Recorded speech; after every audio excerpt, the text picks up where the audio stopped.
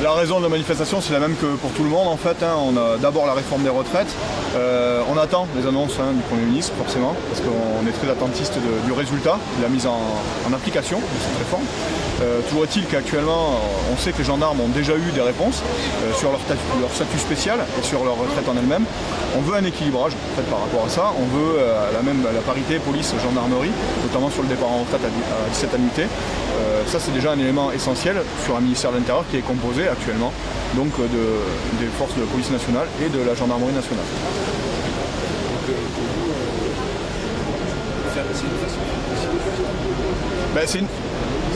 Alors, il y a pression et pression. C'est une façon de faire pression, certes, mais c'est surtout une façon de mobiliser les gens et de faire comprendre notre statut spécial. Le travail de policier et de gendarme, le travail de policier est quand même un travail qui est particulier.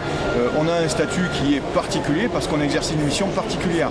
Ce que nous faisons, peu de gens peuvent le faire ou ont du moins envie de le faire. C'est quand même un engagement personnel avant tout, avant même de parler de travail en lui-même. C'est une profession qui a un très fort engagement personnel. Donc ça, ce statut, il ne peut pas être remis en cause, c'est pas possible. Donc on veut de la clarté par rapport à tout ça. On veut que notre statut spécial soit protégé parce qu'on a ce statut et on a vraiment envie que ça reste tel quel, ou du moins qu'on nous propose quelque chose de clair pour pouvoir avancer dans le temps.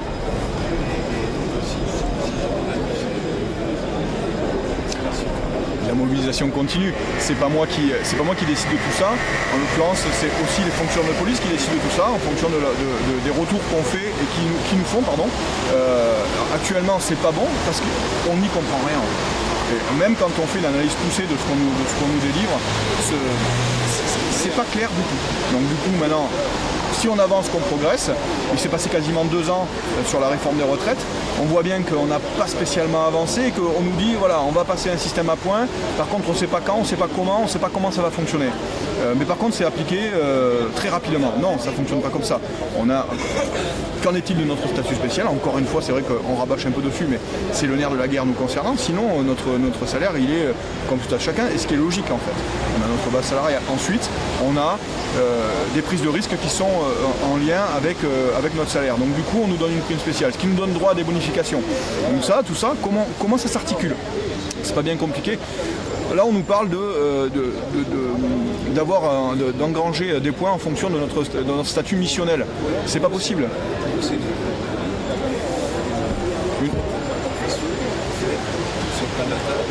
Exactement, alors c'est pas que c'est vite fait, c'est qu'on veut rééquilibrer tout le monde au nom de l'égalité, il n'y a pas de souci. Seulement le service public, ça reste particulier, c'est une colonne vertébrale démocratique et républicaine. Si vous l'enlevez parce que vous enlevez le dévouement que certaines personnes ont à venir faire ce métier, que ce soit infirmier, police, gendarme, pompier, forcément la démocratie, la République, elle chute quoi. Il ne se passe plus rien, c'est le chaos. Donc nous, on veut mettre en avant, pas plus que les autres, pas moins. Voilà, on ne cherche pas à tirer plus la couverture, on veut juste que nos acquis, qu'on puisse les conserver et qu'on ne veut pas payer une facture plus importante que les autres.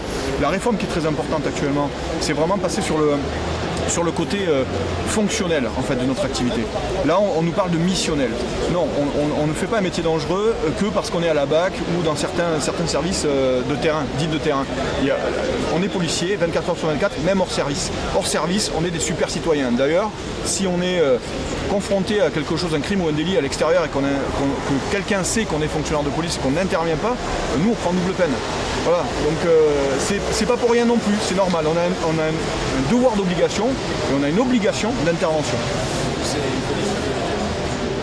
Ils veulent mettre une police à 2 vitesses, mais nous, on ne veut pas d'une police à 2 vitesses. On a une police, on est fonctionnel.